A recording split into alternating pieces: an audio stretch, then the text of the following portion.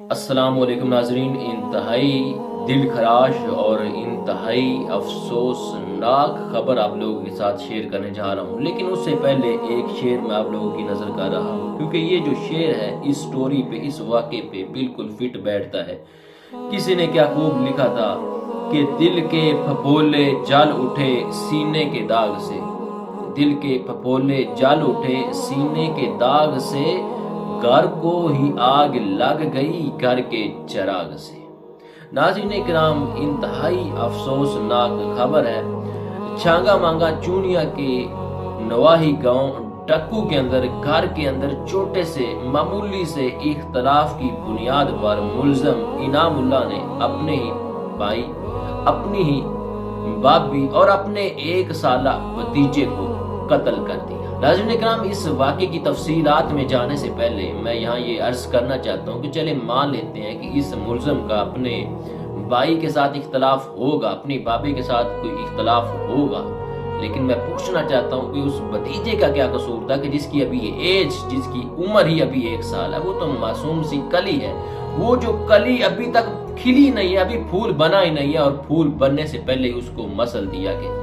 ناظرین اکرام، چلو مان لیتے ہیں کہ گھر کے اندر اختلافات ہو جاتے ہیں، لیکن کسی چھوٹے سے اختلاف پہ کہ کیا پسٹل اٹھا لینا چاہیے؟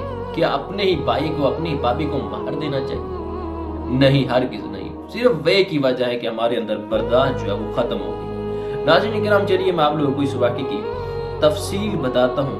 ناظرین اکرام، ملزم انعام اللہ نے اپنے بڑے بھائی عظیم اللہ، اپنی بابی مہوش اور اپنے 1 سالہ بھتیجے زنیر پہ پسٹل کی مدد سے فائر کھول دی۔ جب اس نے فائر کیے تو اس ملزم کی جو بابی ہے اور اس کا جو بھتیجا ہے وہ موقع پہ ہی جاں بحق ہو گئے، دم توڑ گئے، اور اس کے بھائی کو لاہور کے اندر شفٹ کر دیا گیا، ہاسپٹل کے اندر ایڈمٹ کر دیا گیا، جو بعد میں وہ بھی جاں بحق ہو گیا، وہ بھی اس دنیا کو چھوڑ کے چلا گیا۔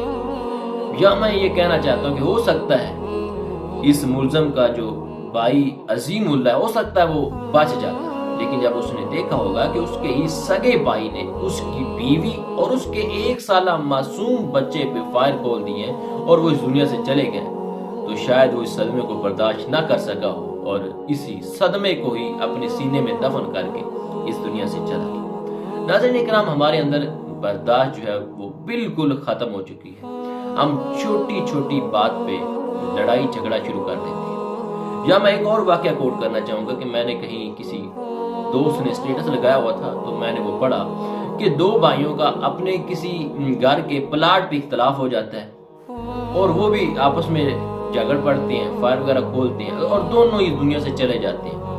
اور پیچھے جو والدین ہوتے ہیں نا، وہ کیا کرتے ہیں کہ پلاٹ کے 2 حصے کرتے ہیں، ایک حصے میں ایک بیٹے کو دفنا دیتے ہیں، اس کی قبر بناتے ہیں، اور دوسرے حصے میں دوسرے بیٹے کی قبر بناتے ہیں، اور اوپر تختی لگواتے ہیں، لکھتے ہیں کہ جس زمین کے ٹکڑے کے لیے تم لوگ لڑ رہے تھے، جھگڑ رہے تھے، اور جس زمین کے ٹکڑے کی وجہ سے تم لوگ اس دنیا سے چلے گئے، ہم نے وہ زمین کا ٹکڑا برابر تقسیم کر دیا اور تم دونوں کو ایک ایک حصے میں دفن کر دیا ہے۔ ناظرین اکرام، جو سب سے زیادہ تکلیف دہ بات ہوتی ہے اس ملزم انعام اللہ کہ اگر والدین حیات ہوں گے تو ان کے لیے جو سب سے بڑا صدمہ یہ ہے کہ ایک تو بیٹے نے ہی دوسرے بیٹے کو قتل کر دیا، اور پھر اب یہ FIR کس پہ درج کروائیں؟ کہ اب بیٹے کو پکڑوائیں؟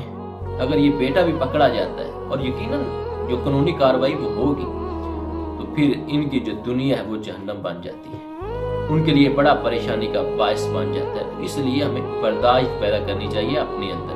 حضور نبی کریم رؤوف رحیم صلی اللہ تعالیٰ علیہ وسلم کا فرمان علی شان ہے کہ اگر تمہیں غصہ آئے تو اس کو غصے کو پی جاؤ۔ اسلام کے اندر یہ واحد حرام چیز ہمارے لیے حلال ہے، وہ ہے غصہ۔ حضور نے فرمایا غصہ حرام ہے۔ جب تمہیں غصہ آئے، اگر بیٹھتے ہو تو لیٹ جاؤ، اگر کھڑے ہو تو بیٹھ جاؤ، پانی پیو، جگہ تبدیل کر لو، کہیں آگے پیچھے چلے جاؤ۔ وقتی طور پہ یہ چند لمحوں کی بات ہوتی ہے، اور غصے میں کوئی بھی فیصلہ نہیں کرنا چاہیے، کیونکہ غصے کے اندر کیا ہوا کوئی بھی فیصلہ ٹھیک نہیں ہوتا۔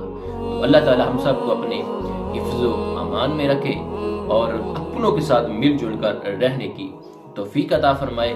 فی الحال کے لیے اتنا ہی، ملتے ہیں نئی ویڈیو کے ساتھ، تب تک کے لیے